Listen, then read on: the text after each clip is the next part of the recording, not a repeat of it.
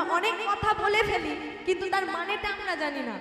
পাপ কোনোদিন বাপকে ছাড়ে না, এই কথাটার কত বড় মানে। আমরা যদি পাপ করে ফেলি তাহলে কিন্তু পাপের ফল আমাদের নিতে হবে, সেটা এখন হোক আর 100 বছর পরে গিয়ে হোক, ফল কিন্তু আমাদের ভোগ করতেই হবে। তার প্রমাণ দিয়ে গেছে মহাভারতে। কে জানেন? অন্ধ ধৃতরাষ্ট্র। অন্ধ ধৃতরাষ্ট্র একদিন গোবিন্দকে ডেকে বলছে, এই যে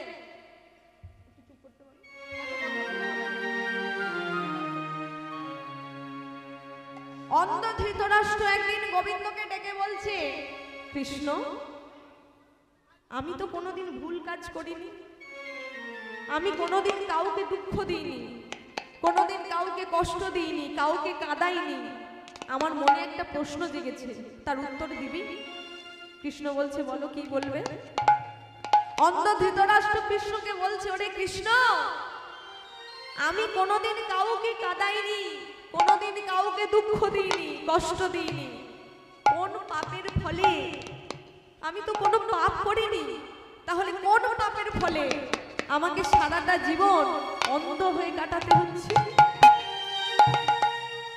দেখুন মা, যে ব্যক্তি অন্ধ হয়, যার দৃষ্টিশক্তি নেই, তার কষ্ট যে কত, এ জগতে তার দুঃখ যে কেমন, সেটা কিন্তু আমরা বুঝবো না, একমাত্র সেই বুঝবে।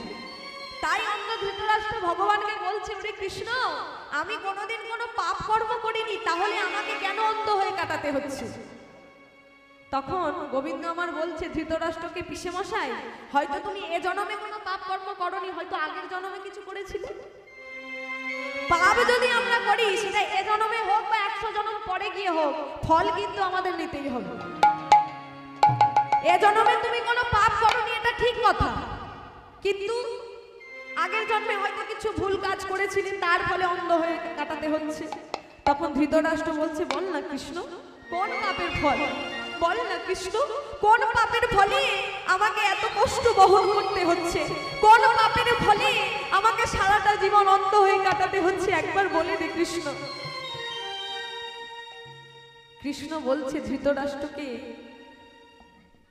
পিসে মশাই, যদি তুমি এ জন্মে কোনো পাপ কর্ম না করে থাকো, তাহলে হয়তো আগের কোনো জন্মে তুমি পাপ কর্ম করেছিলে, সেই পাপের ফলে তোমাকে সারাটা জন্ম অন্ধ হয়ে কাটাতে হচ্ছে। তার কারণ কি জানো? শাস্ত্রে আছে, ও গো কাঁদালে কাঁদিতে হয়, এ কথা পুরাণে কয়, এ কথা তো কভু মিথ্যা নয়। কাঁদালে কাঁদিতে হয়, এ কথা পুরাণে কয়, এ কথা তো কভু মিথ্যা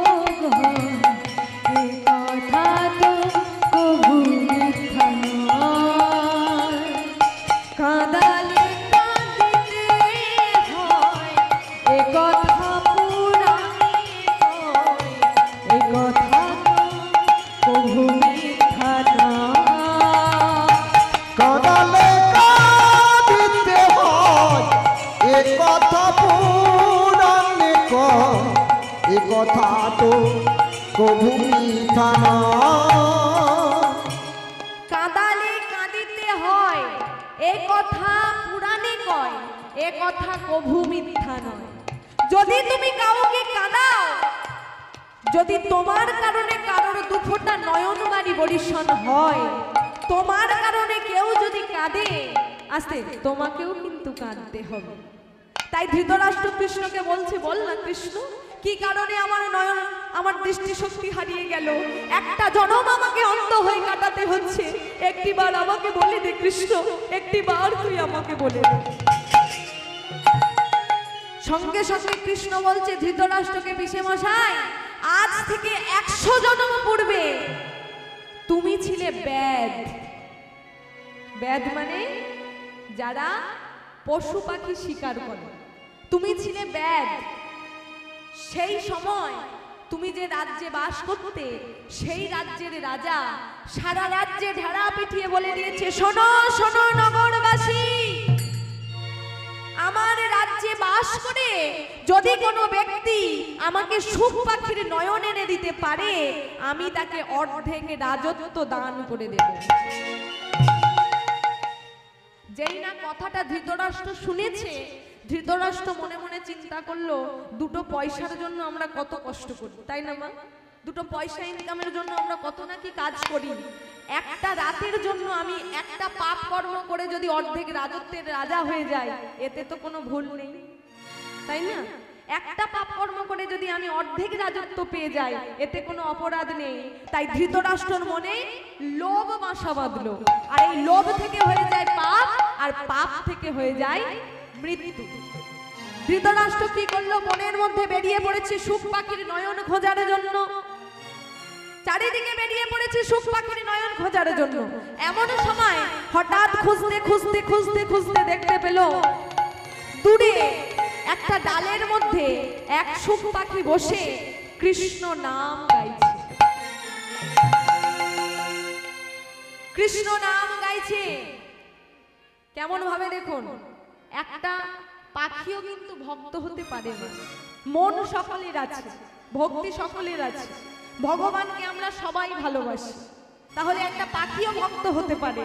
আজ পাখিটা কি করছে দেখুন, ডালের মধ্যে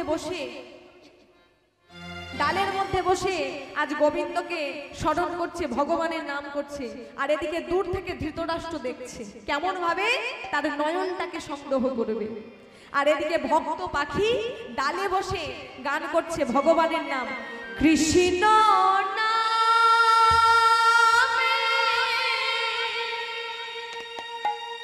ভিখারি আমি, কৃষ্ণ বিনা নাহি জানি,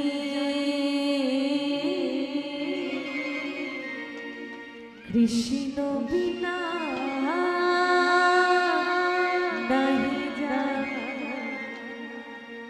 কৃষ্ণ নামে ভিখারি আমি, কৃষ্ণ বিনা নাহি জানি,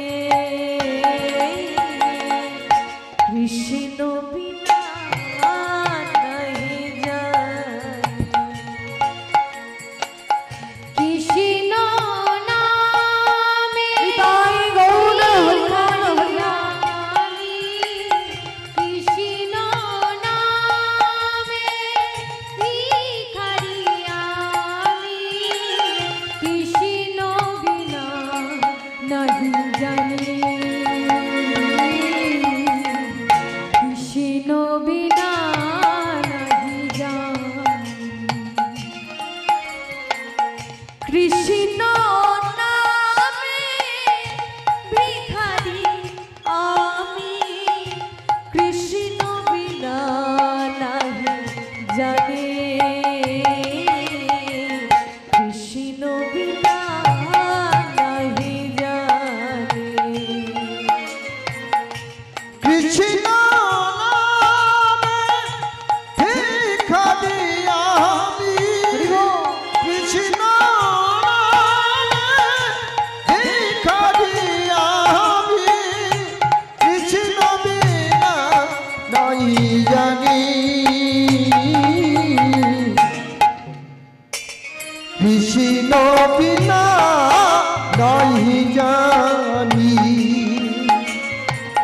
না জানি সাধন তোমার, না জানি ভজন, কি দিয়ে পুজিব বল ওই রাঙা চরণ, না জানি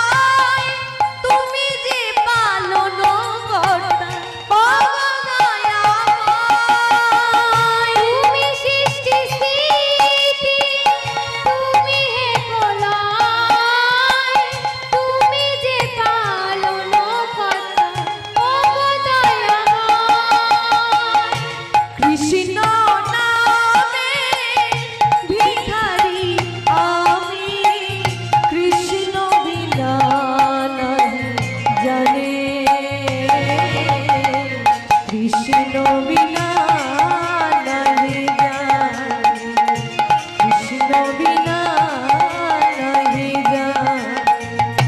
কৃষ্ণ